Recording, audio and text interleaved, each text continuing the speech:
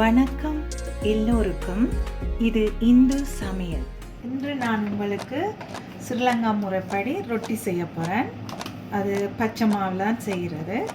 பாருங்க, முதல்ல நான் அளவாக எடுத்து மாவை அளவாக எடுத்து அரிக்கணும். முதல் மாவை சுத்தமாக அரிக்கணும். உங்களுக்கு விருப்பமான எவ்வளோ அளவு செய்கிற முறைப்படி நீங்கள் அளவுகள் எடுத்துக்கொள்ளலாம். இன்றைக்கி நான் செய்கிற எவ்வளோ அளவுக்கு ஏற்ற மாதிரி நான் எடுத்துக்கொண்டேன் மாவை. நீங்கள் உங்களுக்கு எவ்வளோ பேருக்கு ரொட்டி செய்ய போகிறீங்களோ அதன்படி எடுத்துக்கொள்ளலாம் மாவின் அளவை. நான் இன்றைக்கி என்னுடைய ஃபேமிலிக்கு தேவையான அளவை எடுத்துக்கொண்டுள்ளேன்.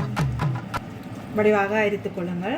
இனி இந்த மாவையெல்லாம் வடிவாக அரிச்சாச்சு. அதுக்குள்ள கொஞ்சம் உப்பு போடுங்க. ஒரு 1/2 டீஸ்பூன் கொஞ்சம் போடலாம். நாங்கள் தேங்காய்ப்பு, துருவின தேங்காய்ப்பு எடுத்து வச்சுக்கிறேன். அதில் விரும்பின அளவுக்கு போட்டுக்கொள்ளலாம். சில பேருக்கு குறைவாக இருக்க விருப்பம் தேங்காய்ப்பு பாவிக்க, விரும்பினவை கூட போடலாம். நான் கொஞ்சம் இந்த அளவுக்கு ஏற்ற மாதிரி போடுறேன். நான் செய்து கொள்கிற அளவுக்கு ஏற்ற மாதிரி ஒரு தேங்காய் அல்லது 1/2 தேங்காய் போடலாம். நான் இன்றைக்கு போடுறது 1/2 தேங்காய் கூட. நல்லா கொஞ்சம் சுவையாக இருக்கும். இதுக்கு நான் முதல் உங்களுக்கு சீனி போடாமல் சட்னியோட சாப்பிட்ற மாதிரி ரொட்டி செய்ய போகிறேன். தனியாக வெறும் ரொட்டி தான் செய்ய போகிறேன். பிறகு நான் கடைசியாக கொஞ்சம் இந்த மாவுக்குள்ளேயே கொஞ்சம் சீனி ஆட் பண்ணி கொஞ்சம் ரொட்டி செய்ய போகிறேன். அப்போ 2 விதமாக சாப்பிட்லாம். ஒன்று உரைப்போடையும் சாப்பிட்லாம், இனிப்போடையும் சாப்பிட்லாம். ஸோ இது சிலங்கால இந்த அம்மா எனக்கு செய்து ஆரவா, அதேமாதிரி நான் உங்களுக்கு செய்து தரேன். படிவாக மிக்ஸ் பண்ணுவோம்.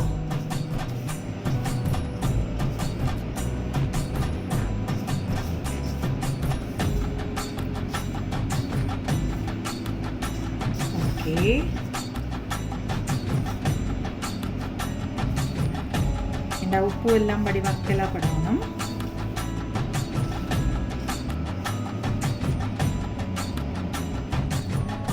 திரும்பவும் கொஞ்சம் வாட்டர் திருப்பி ஆட் பண்ண போகிறேன். ஏண்டா கொஞ்சம் குழைக்கிறதுக்கு ஓகேயா. மாவின் அளவுக்கு ஏற்ற மாதிரி அந்த குளத்து பதம் எடுக்கிற மாதிரி கொஞ்சம் நீங்கள் தண்ணியை உங்களுக்கு விருப்பம் ஏற்ற மாதிரி நீங்கள் தண்ணியை யூஸ் பண்ணி குழைக்கலாம். நான் 2 கப் அப்படி போட்டு நான் ஃபுல் கப்.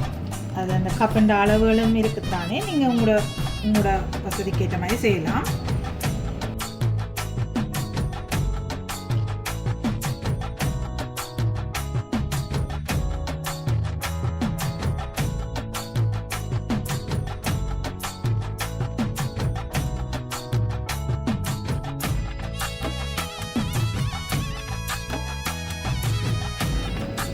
அப்படியே வடிவாக குழைக்க வேணும்.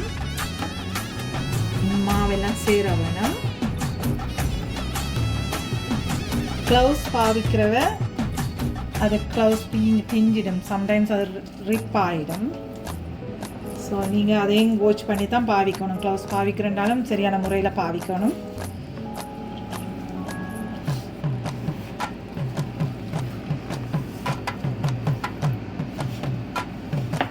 எல்லாம் இல்லாத மாதிரி ஃபுல்லாக நீங்கள் குழைச்சிடுங்க.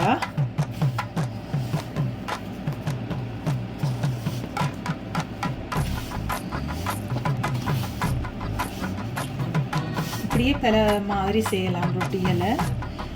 சில பேர் மரக்கறிகள் வெட்டி போடுவீங்கன்னா அது என்ன முறையில் செய்து பார்ப்போம்.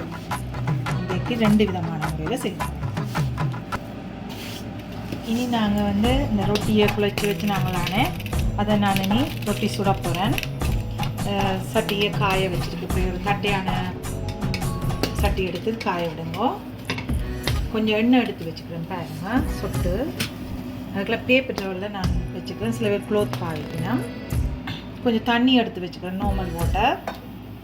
சட்டிக்கு கொஞ்சம் எண்ணெயை பூசுவான். பூசிட்டு இந்த தண்ணியில் கொஞ்சம் தொட்டுட்டு நீங்கள் தண்ணியில் தொட்டால் தான் இது வரும். சரியா இப்படி எடுக்கிறீங்க, இப்படி போடுறீங்க. பாருங்க நான் கையாலாம் சேர்க்கிறேன், அப்படி மேக் பண்ண போகிறேன். இப்படி தான் எங்கடா அம்மா எனக்கு செய்து காட்டுவா. அப்போ பயமாக இருக்கும், இப்போ ஓகே.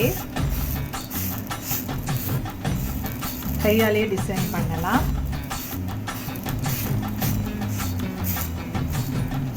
தண்ணியை தொட்டு தொட்டு செய்யலாம். அப்படியே நீட்டாக ரவுண்ட் ஆக்கியாச்சு. இந்த அளவுலேயே நீங்கள் ஒரு கணக்கு எடுத்தீங்கன்னா ஃபில் பண்ணலாம். நீங்கள் இப்படியே நீங்கள் தண்ணியால் தொட்டு தொட்டு செய்யலாம். அப்படி ஷேப்புக்கு கொண்டு வரலாம். இப்போ பாருங்க, அடுப்பை மீடியத்தில் விட்டால் கொஞ்சம் ஆறுதலாக வேகும். இனி நாங்கள் பாருங்க கொஞ்சம் வேகி கொண்டு வருது, டர்ன் பண்ண போகிறோம்.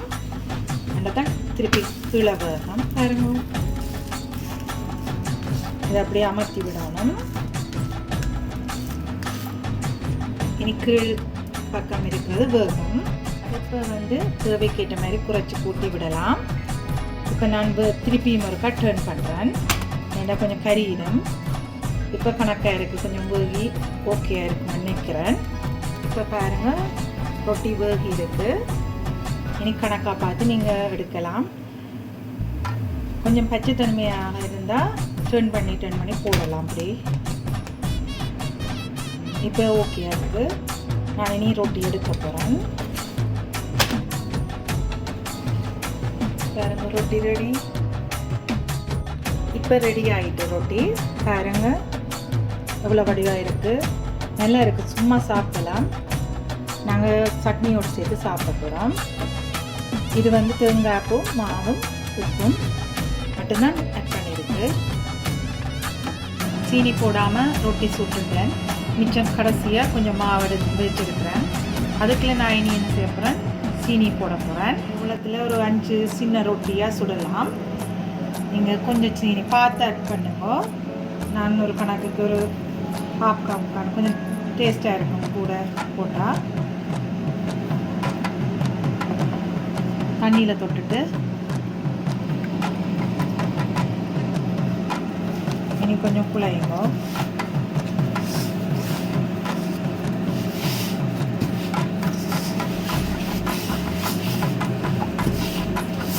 முதல் சீனி போடாமல் சுட்டுட்டு கடைசியாக நீங்கள் இந்த சீனி ஆட் பண்ணி சுடலாம். கூட சீனியண்டை குறைக்கலாம். சின்ன ரொட்டியாக சுடலாம், குட்டி குட்டியாக பெருசாயும் சுடலாம். கொஞ்சம் தேங்காய்ப்பு கூட ஆட் பண்ணணும்னா நீங்கள் ஆட் பண்ணலாம், இன்னும் டேஸ்ட்டாக இருக்கும். இனி நாங்கள் வந்து சீனி போட்ட ரொட்டி சுட போகிறோம். அதுக்கு முதல் சட்டியை துடைங்க. ஒவ்வொரு முறையும் நீங்கள் ரொட்டி சுட முதல் இப்படி ஒரு கத்துழைச்சா நல்லது, எண்ணெய் தன்மையாக இருக்கும். அடுப்பு ஆன் பண்ணியாச்சு. நீங்கள் தண்ணியில் கையை தொட்டுட்டு கொஞ்சம் நான் கொஞ்சம் கூட சீனி ஆட் பண்ணினான். நீங்கள் குறைக்கிறது நல்லது. கையில் எடுங்க.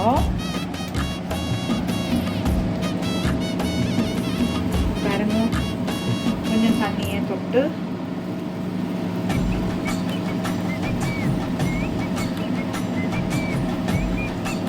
ஓகே. இப்போ வேகி கொண்டிருக்கு ரொட்டி. மீடியத்தில் விட்டுருக்கிறேன். கொஞ்சம் மேலே காஞ்ச அப்புறம் நாங்கள் டர்ன் பண்ணுவோம். கூட விட்டால் எரியும், பின்பக்கம் எரியும். நீங்கள் சின்ன ரவுண்டாயும் ஆக்கலாம், பெரிய ரவுண்டாயும் ரொட்டியை மேக் பண்ணலாம். கூட விரும்பி சின்ன பிள்ளைகள் சாப்பிடுவினா பெரிய ஆக்களும் சாப்பிடலாம். இனி டர்ன் பண்ணுவோம். மெல்லமாக டர்ன் பண்ணுவோம். என்ன சீனியை போட்டோன்னே கொஞ்சம் கருக பார்க்கும், கேள்விப்பட்டேன். அதுக்காகத்தான் நான் கொஞ்சம் வேலியாக எடுத்தேன். இடைக்கிட டர்ன் பண்ணணும். கொஞ்சம் விட்டுட்டு நல்லா கருகாமல் இருக்கணும். இப்படி அமர்த்தி விடுறோம். ஓகே, இது வந்து நான் டர்ன் பண்ணி விட்டேன். நான் பாருங்க ஓகேயா வருது.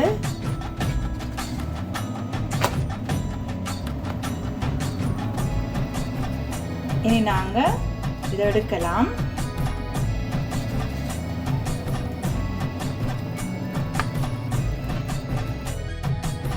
சீனி ரொட்டி ரெடி ஆயிட்டுது. இனி நாங்கள் பச்சடி செய்ய போகிறோம். அது சட்னின்னு சொல்லலாம். அது விதமாக செய்யலாம். அதுக்கு தேவையான நான் செய்கிறது நார்மலாக தாளித்து போடாத நார்மலாக பச்சையாக எல்லாத்தையும் போட்டு அரைக்க போகிறேன் கிரைண்டரில். அதுக்கு நான் ஒரு 2 நட்டு கருவேப்பிலை கழுவி வச்சுருக்கிறேன். வெங்காயம் வெட்டி கழுவி வச்சுருக்கு. செத்தன மிளகாய் 10. நீங்கள் உங்களுக்கு உரைப்பு கூட வேணுமென்னா நீங்கள் கூட எடுக்கலாம். எல்லாமே உங்களோட அளவுக்கு தான். நீங்கள் உரைப்பு கூட சாப்பிட்றத கூட எடுக்கலாம், குறைய சாப்பிட்றத குறைய எடுக்கலாம். தேசிக்காயும் தான் சிலருக்கு புளிப்பு கூட வேணுமென்னா நீங்கள் புளிப்பு கூட விடலாம் தேசிக்காய், அல்லது குறைவாக சாப்பிட்றத குறைவாக எடுக்கலாம். இனி நான் எல்லாம் போட்டு கிரைண்டரில் உண்டா சேர்த்து அரைக்க போகிறேன் காட்டுறேன். இப்போ நான் கிரைண்டர் எடுத்துட்டேன். இது தண்ணி விட்டு அரைக்கிறது. இதுக்குள்ள நான் ஃபஸ்ட் செத்த மிளகாயை போட போகிறேன். என்ன அரைப்படுறதுக்காக நான் சம்டைம்ஸ் எல்லாத்தையும் போட்டு அரைப்பேன். இன்றைக்கி நான் உங்களுக்கு டிஃப்ரெண்ட்டாக சொல்கிறேன். ஏன்னா கொஞ்சம் தண்ணியை விடுறேன், நார்மல் தண்ணி தான் கொஞ்சம் விட்டுட்டு அரைக்க போகிறேன். ஏன்னா ஃபஸ்ட் இது கூட அரைக்கணும். ஓகே, இதுக்குள்ள நான் செத்த மிளகாயும் 10-15 2 நட்டு கருவேப்பிலையும் இதுக்குள்ள போட்டிருக்கிறேன். கொஞ்சம் தண்ணி விட்டுருக்கிறேன் அரைக்கிறதுக்காக. கொஞ்சம் அரைப்படாமல் இருந்தால் நீங்கள் என்ன செய்யணும், வெங்காயத்தையும் சேர்த்து தேங்காய்ப்பும் கொஞ்சம் போட்டு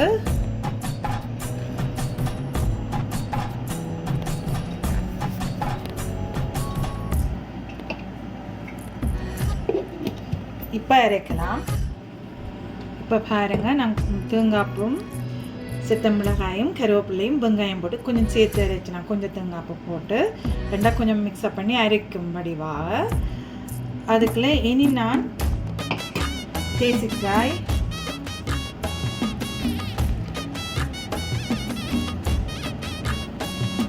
கூட விட போகிறேன்.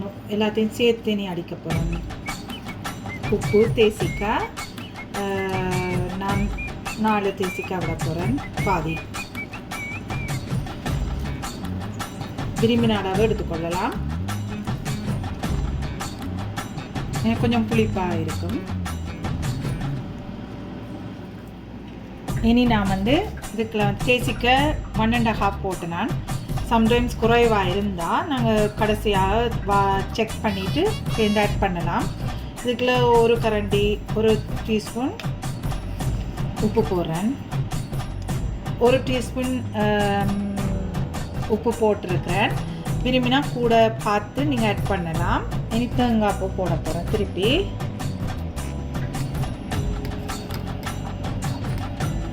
இதை நீங்கள் உண்டாயே சேர்த்து அடிக்கலாம். நான் கொஞ்சம் விட்டு விட்டு செய்து காட்டினான். ஃபுல்லாக போட்டுட்டு கொஞ்சம் தண்ணியும் விட்டுட்டு அடித்தா உடனே ரெடி ஆகிடும். சில நேரங்களில் செத்தல் மிளகாய் அரைப்படாமல் இருக்கும் கருவேப்பிள்ளையும், அதுக்காக தான் முதல் அடிச்சினான். இப்போ நான் வாட்டர் ஆட் பண்ண போகிறேன். ஒரு அளவு பார்த்து விடுங்க, கூட விடாமல். ஓகே, நான் இப்போ வடிவாக அரைச்சி எடுத்துட்டேன். கணக்காக இருக்குது. இதுக்குள்ள கொஞ்சம் நான் உப்பு ஆட் பண்ணினேன். ஒரு 1/4 டீஸ்பூன். கருவேப்பிலையும் நீங்கள் கூட போடலாம்னா போடலாம், விரும்பினவை. ஏன்னா கொஞ்சம் கலராக இருக்கும். நான் கொஞ்சம் கணக்காக போட்டேன்னா. இது நாங்கள் எல்லாம் கொட்டிட்டு சட்னி அரைச்சாச்சு, பச்சடின்னு சொல்கிறது. இது நீங்கள் வெவ்வேறு முறையில் செய்யணும். நான் ஒரு முறையில் செய்திருக்கிறேன். இது ஈஸியான வழி. ஓகே, எல்லாம் ரெடி ஆயிட்டுது. சீனி போடாத ரொட்டி செய்துட்டேன். இந்த சட்னி போட போகிறோம்.